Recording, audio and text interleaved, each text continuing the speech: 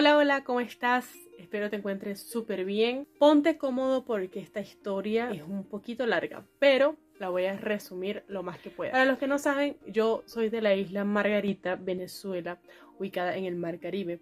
Te voy a contar cómo fue mi experiencia emigrando desde esta isla con tan solo 19 años a la ciudad de Medellín, en Colombia. Aunque no fue lejos, pasé por muchas cosas interesantes que seguramente te va a gustar conocer esta historia. Si ya te suscribiste, ahora sí, empecemos.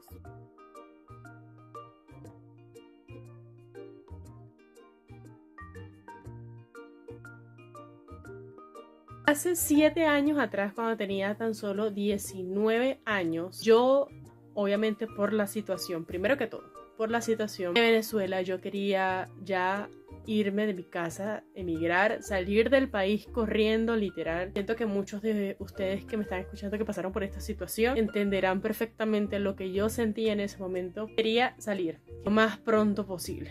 En ese momento, como para noviembre del 2017, en ese momento estaba tramitando el pasaporte, no tenía pasaporte, todo era por internet.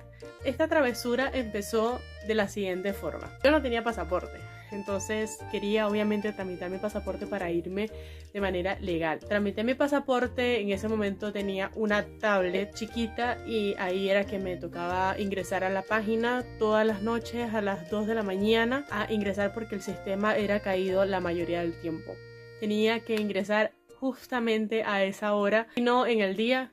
Imposible ingresar a la página. De esta manera hice mi primer pago. En el segundo pago recuerdo que la tablet se me rompió. Me tocó pues sacar de los ahorros para arreglar la tablet, de los pocos ahorros que tenía, porque ya les voy a contar cómo fue que reuní el dinero. Esos ahorros tuve que invertir gran parte para poder arreglar la tablet porque se le partió la pantalla. Obviamente no podía andarla, no podía tocar, no podía hacer absolutamente nada en la tablet. Luego que arreglo la tablet, logro hacer mi segundo pago, ya voy a la cita presencial y por fin obtengo mi pasaporte. Un 13 de enero, si no me equivoco, súper feliz, uno de los mejores días de mi vida. En ese entonces, una amiga, mi mejor amiga, ella entró en una situación muy difícil, la que pues la hospitalizaron y todo eso. Te imaginarás cómo fue para mí estar en una situación tan crítica en la casa. Obviamente, como todos venezolanos pasamos trabajo, te imaginarás ese momento yo tratando de buscar la forma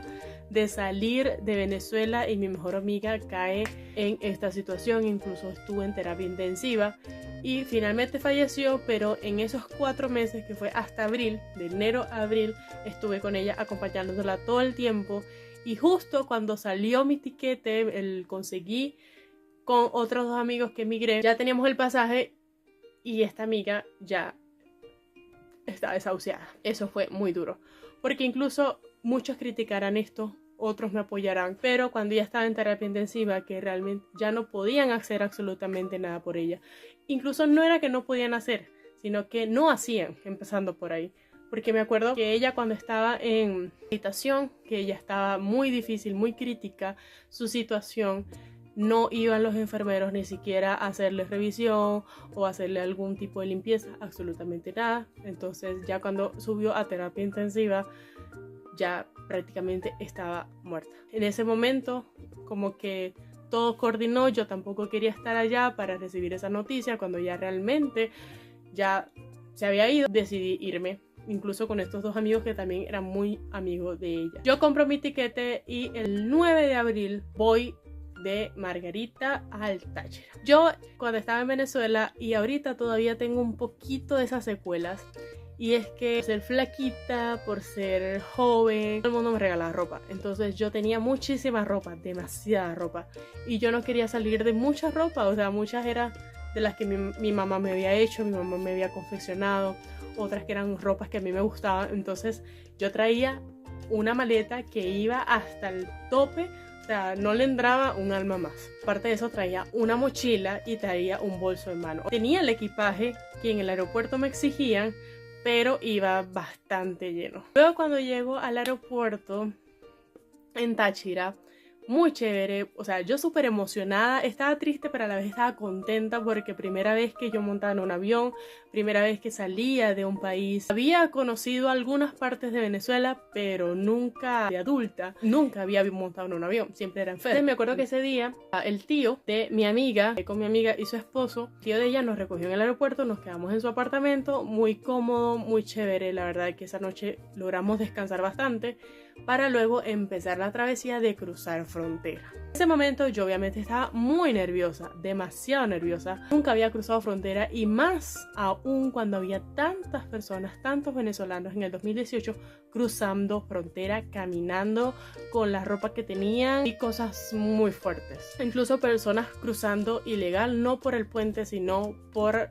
el río que cruzaba también entre la frontera de Venezuela y la frontera de Colombia. Yo iba con esta maleta que pesaba muchísimo, el bolso, y traía como 3 suéteres encima. Recuerdo que cuando estaba cruzando un guardia me detuvo y me hizo sacar todo de la maleta. Te podrás imaginar cómo fue para mí sacar absolutamente todo cuando esa maleta no le entraba absolutamente nada más, estaba demasiado llena. Yo hice en Venezuela un curso de peluquería, acá lo llama motilar, y tenía una maquinita de motilar. Me dijo, muéstrame la factura de esta máquina. Y yo le digo, pero es que esa factura obviamente no la tengo, la máquina se ve bastante usada, ¿cómo me vas a pedir la factura de esta máquina? Trabajo con ella, o sea, no es nueva, no es para venderla, se ve claramente. Si fuera para venderla lo hubiese vendido en Venezuela, que era cuando realmente necesitaba el dinero. Muéstrame la factura, muéstrame la factura. Respiré profundo, ya la había dado por perdida porque no tenía la factura. Cuando en ese momento yo empiezo a recoger mis cosas, toda nerviosa porque yo lo único que quería era salirme de ese cuartico donde estaban unos militares, unos policías. Ya, bueno, quédate con la máquina, yo recojo mis cosas y me voy. Recuerdo que tanto eran mis nervios que yo traía mucha ropa encima y lo que alcancé a meter en la maleta, pues lo metí en la maleta. Hasta que el muchacho, era que se compadeció, digo yo, de mí y me dio la máquina, pero me dice, vete rápido. Aparte de que ya yo de por sí estaba tan nerviosa, estaba recogiendo tan rápido, él viene y me dice, recoge más rápido. Salí con ese montón de cosas. El esposo de mi amiga y mi amiga estaban por allá esperándome, pendiente de mí. Bueno, apenas me vieron salir me decían, caminas rápido. Es un trayecto bastante largo, como aproximadamente 15 minutos, 20 minutos. O sea, se hacen eternos, definitivamente. Luego que ya estoy en la terminal de Cúcuta, compramos los pasajes. Primero los pasajes nos salieron carísimos, o sea, el pasaje en ese entonces costaba, no sé, 70, 80 mil pesos, nos costó casi 150 mil pesos porque lo compramos revendido, cosa que no sabíamos y cosa que te recomiendo. Para comprar un tiquete, bien sea a cualquier parte de Colombia, es mejor que te dirijas a la terminal de los patios. Esa terminal venden los pasajes al precio que es directamente de la compañía. Compramos el pasaje súper caro,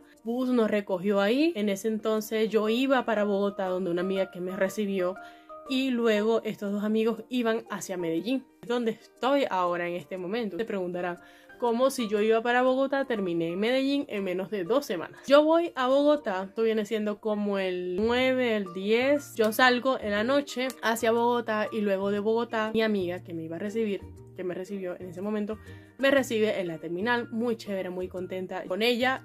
Empecé a vivir con ella. Esas 2 semanas para mí fueron terribles. Primero, venir de una isla donde la temperatura es de 35 grados en adelante la mayoría del tiempo, a pasar a una ciudad donde el frío incluso es la nevera, le dicen la nevera aquí en Colombia, es muy fuerte. Yo recuerdo que yo me bañaba y era como el vapor de la ducha caliente con el vapor del frío dentro del baño. Era como que yo sentía que estaba en una neblina, literal.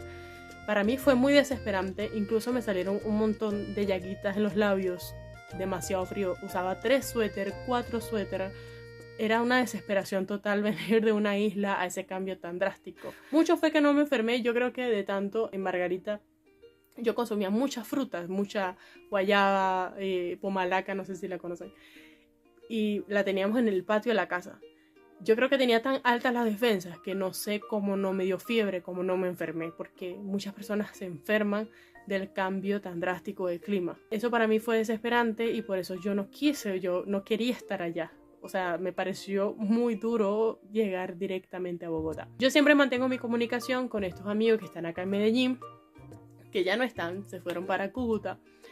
Y ellos me dicen, no, vente, que acá el clima es chévere. Eso sí tiene Medellín, que el clima es fresco en parte, a veces llueve mucho. Ellos me decían, vente para acá hay confecciones, hay talleres, yo también sé de modistería. Acá puedes conseguir trabajo y eso para mí fue un alivio. Y en Bogotá no había logrado conseguir trabajo. Empezando por ahí, todos me pedían un documento que es el PPT, que es el documento legal para poder trabajar. Entonces no lo tenía, en ese entonces no lo tenía. Obviamente llegando de otro país, de una vez no estás legal y en menos de una semana, 2 semanas. Entonces me dolió mucho despedirme de esta amiga, pero decidí venirme a Medellín. En esas 2 semanas, ese día, cuando ya decidí venirme, compré mi tiquete y llego a la terminal. Me pasa que me monto en un bus equivocado y lo único que tenía encima eran como $40, que son 160.000 pesos. Si hubiese perdido el tiquete, solamente me hubiese alcanzado para comprar otro tiquete nuevamente y quedar en cero. Luego, menos mal que algo me dijo, pregunta para rectificar que estés en el bus correcto. Yo pregunto y no estaba en el bus correcto, estaba en el bus equivocado. Menos mal que me di cuenta y logré montarme en el bus directamente a Medellín. Luego estos amigos me reciben y ya finalmente llego a Medellín, empiezo a trabajar de confecciones, empiezo a vender cosas, empiezo a coser manual y así fue que pude residir acá en la ciudad de Medellín. ¿Cómo reuní el dinero para poder venirme? Yo desde muy pequeña siempre era muy ahorrativa e invertía un poco mi dinero. Compraba cosas materiales, por ejemplo una bicicleta, las máquinas de motilar, compré una impresora, compré una cocina y fueron cosas que pude vender para poder venirme. De esta manera reuní el dinero y cositas que iba vendiendo o que iba haciendo o trabajando. Incluso yo también trabajé en una escuela de música mucho tiempo y eso me ayudó mucho a poder comprar cosas, poder invertir, poder tener dinero donde sacar para poder irme a otro país. Mi experiencia estando acá en Medellín ha sido en parte buena y en parte mala. Al principio cuando trabajaba de confecciones es un trabajo realmente muy esclavizante. Me acuerdo que en una hora me ganaba 2.500 pesos o 3.000 pesos cuando era, por ejemplo, un 25% menos de lo que realmente valía una hora en ese entonces. Y pasaba desde las 7 de la mañana hasta las 10 de la noche o 7 de la noche cosiendo en un taller para hacerme 30.000 pesos diarios, sin primas, sin prestaciones, sin absolutamente nada adicional. Fue muy duro mientras conseguí mi documento de legalidad. En ese entonces ya podía trabajar en una empresa. Empecé a trabajar en una empresa, pero también de confecciones. Y esto también fue muy difícil porque en una empresa te exigen más rendimiento, están encima de ti todo el tiempo, dame producción porque estás muy lenta, a veces se paran hasta con un cronómetro al lado tuyo para ver que estés realmente haciendo la prenda en el tiempo que ellos consideran que la deben hacer. Esos fueron los primeros 3 años, luego los otros 4 años estando acá han sido con la música. Y eso realmente ha sido una bendición porque ha sido más llevadera la situación. Siempre he tenido a alguien que me dé la mano, por ejemplo, a conseguir un arriendo económico, a poder conseguir un trabajo. Gracias a Dios nunca me quedé como sin trabajo, siempre había algo que hacer.